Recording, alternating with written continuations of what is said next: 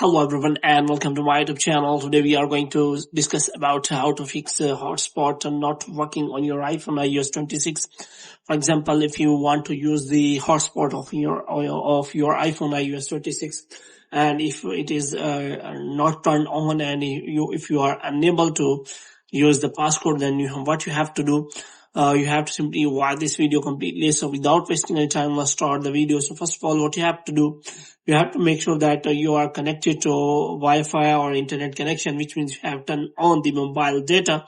So if you have already turned on the mobile data and you see that hotspot option is still not turned on, so you have to simply make sure about that. So you have to simply go to settings, and after that you can simply look for the mobile services, and here you have to make sure that you have turned on the mobile data. Moreover, you can also check for your network whether it is working well or not. So for this you have to simply go to settings and general, and after that you have to simply restart your network again, and after that you have to turn on the mobile data again, and you have to check whether your hotspot option is working or not.